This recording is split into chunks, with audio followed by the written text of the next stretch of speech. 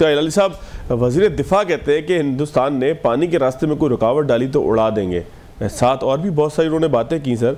इस वक्त तक सर पाकिस्तान सफारती महाज पर और ख़ास तौर पर कोर कमांडर कॉन्फ्रेंस के एलामिये को देखें या जो है वो जंगी तैयारियों को देखें, तमाम महाज पर पाकिस्तान को आप कैसे सर इस वक्त जो है वो वैल्यू देते हैं कि जब अमेरिका में जो सफ़ीर हैं वो ये भी कहें कि जी ट्रम्प मसला कश्मीर को हल कराएं। फिर हमने बहुत सारे मामलात में देखा कि बहुत सारे मुल्कों ने हमें सपोर्ट की है। तो सर इस सारे सिनेरियो को अगर आप एक कैनवस में देखें तो पाकिस्तान कहाँ खड़ा दिखाई देता है? देखिए, तीन मसले हैं। एक तो है पॉलिटिकली, एक तो है डिप्लोमेटिकली और एक तो है मिलिटरीली।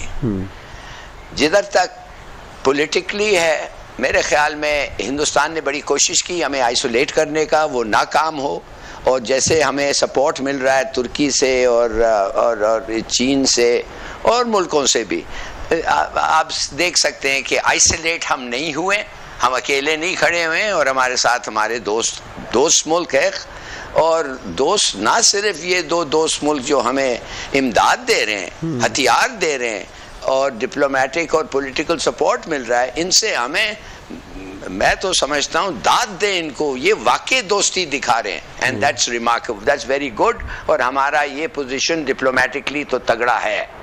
अब रह गया पॉलिटिकल, ये मिलिटरीली तो अब देखिए वो एक और मिसाइल हमारे इसमें आ गया है, आमरी में, आर्सेनल में, वो अब्दाली। तो मेरे ख्याल में, और हमारे पास द फाइनल इक्वलाइजर वेपन तो है, न्यूक्लियर वेपन्स हैं। तो इस इधर भी डिलीवरी सिस्टम्स हैं, न्यूक्लियर वेपन्स हैं, नए सिस्टम्स हैं, मॉडर्न है, प्रैक्टिस्ड हैं, टेस्टेड हैं। तो मेरे ख्याल में मिलिटरीली भी हम एक ऐसी जगह हैं जो हमें कंफर्टेबल फील करना चाहिए। हमें ऐसा कोई घबराने की बात नहीं है। मगर बात असल ये है कि हर एक साल 2 साल ये हिंदुस्तान ये जो हरकतें करता है, फॉल्स फ्लैग ऑपरेशंस, और फिर कश्मीर में जो हरकतें करता है, जो किया है उसने, कॉन्स्टिट्यूशन रद्द कर दिया अपना और जो कश्मीर के साथ उनका था ये, और डिप्लोमेट वो कोशिश कर रहा है कि डेमोग्राफिक चेंज आ जाए कश्मीर में, माने कि मुस्लिम मेजॉरिटी को कन्वर्ट करने की कोशिश कर रहे हैं हिंदू मेजॉरिटी में। और आप देख रहे हैं 80,000, 90,000, 1 लाख हिंदू आके उधर सेटल हो गए हैं। और एक दिन ये आप देखेंगे 5-7 साल में ये कहेंगे चलो हो जाए, अक्सर ये सेल्फ डिटर्मिनेशन, हक खुद इरादत का वोट हो जाए, प्लेबिसिट हो जाए, और हम देखेंगे कि वो हिंदू ज़्यादा हो गए। तो ये तो ऐसा नहीं चल सकता है मेरे ख्याल में। और कौन आएगा आप मुझे बताएं इन्वेस्ट करने हिंदुस्तान में? मैं कह रहा हूँ सऊदी अरेबिया का तो बड़ा दिल है भाई। मैं तो कहता हूँ हर एक साल अगर आपके पास न्यूक्लियर वॉर के आप ब्रिंक पे चलें तो कौन मुल्क अपने पैसे इन्वेस्ट करेगा जो मुल्कों में जिधर वो न्यूक्लियर वॉर के वो शिकार बन सकते हैं हर 2 साल।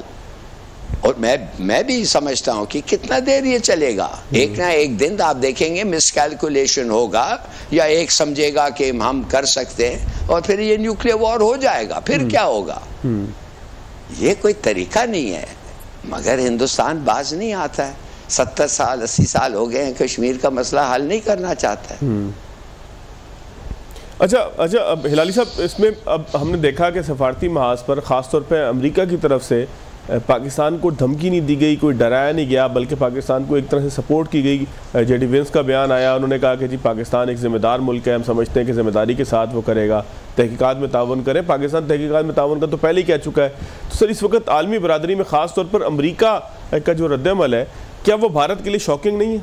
मैं माफ़ करिए, नहीं, मैं समझता हूँ यह हमारे लिए बड़ी अफसोस की बात है कि अमरीका, जब अमरीका को पता है कि इंडिया के पास कोई ये नहीं है, प्रूफ नहीं है, कोई प्रूफ नहीं है, हमारा कोई आदमी को इन्होंने नहीं पकड़ा। इनको पता है भाई इनके पास नहीं है प्रूफ। इनको अमेरिका के अपने इंटेलिजेंस एजेंसीज ने अभी तक ट्रंप को बता दिया होगा कि जी जो ये कभी हुआ होगा और ये वो हुआ होगा, मगर इस मामले में ये जो हुआ है इसमें बिल्कुल हमारे पास कोई एविडेंस नहीं है कि पाकिस्तान का हाथ हो। तो अगर ये हालत है तो ये टाइम नहीं आया अमेरिका को कि अपने दोस्त नेतन्याहू को, उनका पिट्ठू नेतन्याहू तो मूडी का तो एडवाइजर है, ये तीनों मिले हुए हैं। अमेरिका, हिंदुस्तान और ये सब जानते हैं क्या हो रहा है, और अमेरिका बिल्कुल जानता है क्या हो रहा है। तो क्यों नहीं ये उनको कहते हैं कि यार तुम इंक्वायरी नहीं करना चाहते, तुम एविडेंस नहीं दे सकते, और साथ साथ तुम कहते हैं कि ये कर दो वो कर दो। I am sorry, it does not wash. मगर वो तैयार नहीं है इंडिया के साथ करने, इसलिए कि बड़ा इंडिया के साथ उनकी तजारत है, उनका स्ट्रेटेजिक पार्टनर है, इंडिया उनका एलाई है। तो माफ़ करिए, वो मेरा ख्याल में मैं तो बड़ा डिसअपॉइंटेड हूँ अमेरिका की हरकतों पे। अच्छा सर, यकतरफा तौर पर हिंदुस्तान ने आर्टिकल 370 रिवोक किया, फिर हिंदुस्तान ने शो दुनिया को ये किया कि जैसे कश्मीर तो उसका पार्ट है और कश्मीर के ऊपर जो कब्ज़ा है उसका बस वो लेजिटिमेट है, उसकी पार्लियामेंट ने लेजिटिमेट कर दिया, लिहाजा वो पार्लियामेंट का फैसला जो है वो चलेगा। लेकिन इस सारे वाक़े के बाद जो उनका एक फॉल्स फ्लैग ऑपरेशन था, ये उन्हीं के गले नहीं पड़ गया कि दुनिया इसको डिस्प्यूटेड कह रही है, दुनिया का प्रेस इसको डिस्प्यूटेड लिख रहा है। ट्रंप ने, बेशक आप ट्रंप के अल्फाज को कुछ भी कहें, लेकिन ट्रंप ने डिस्प्यूटेड इसको कहा है।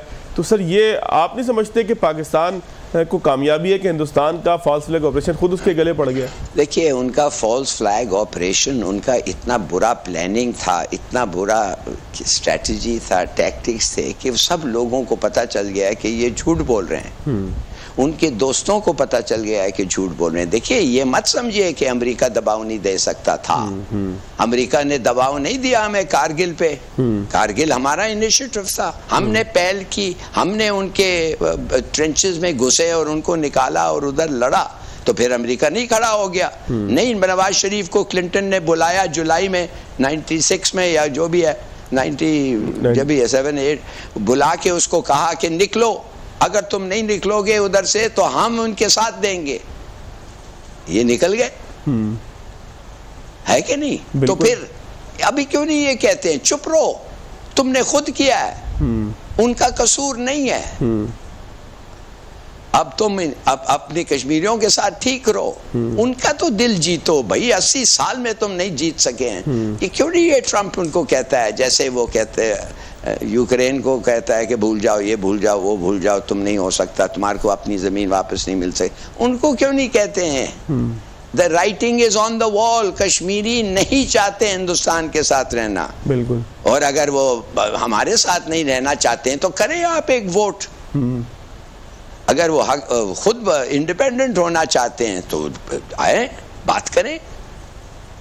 हम तो वो चाहते हैं जो कश्मीरी चाहते हैं। बिल्कुल ठीक है सर। बात असल ये है कि ये अमेरिका का जो पोजीशन है इस वक्त, आई एम वेरी सॉरी उन पे, ये तो बल्कि जो वाइस प्रेसिडेंट जिनका जो वांस वापस गया है, इसने तो कहा है वो जितना भी पाकिस्तान को पता था इसके बारे में उतना तो कम से कम कोऑपरेट करें कि इंडिया के साथ, कि फिर ऐसी चीज़।